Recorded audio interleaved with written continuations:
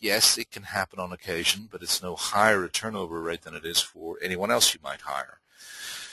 In Canada, we have a problem. It's a serious problem in Canada. In fact, it's something we should actually be ashamed of. If I jump in a cab somewhere in the city, the chances are better than good that I'm going to be driven around the city by someone who can build buildings, an engineer, someone who can do heart surgery, a doctor.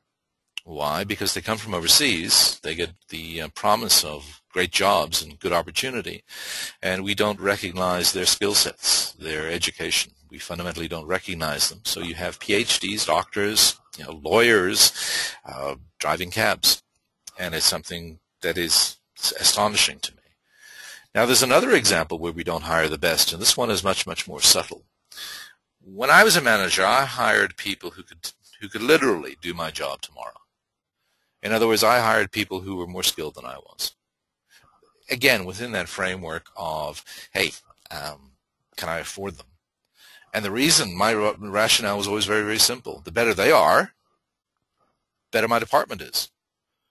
And if they can take my job, that means I'm ready to move up the ladder whenever the opportunity arises. I don't have to worry about a succession plan. So while hire the best is the basis of organizational development, we even fail at this level.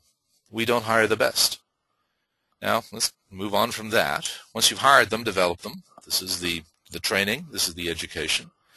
One of my rules in an organization is if someone has an interest in additional education, and if it is relevant to what they're doing or their career path, I'm going to do my very, very best to make that easy for them. If I can find funding for them, great. If I can find time for them, that's second best. And if I can't do either of those, I'm still going to support them as they move up. I want them to be better tomorrow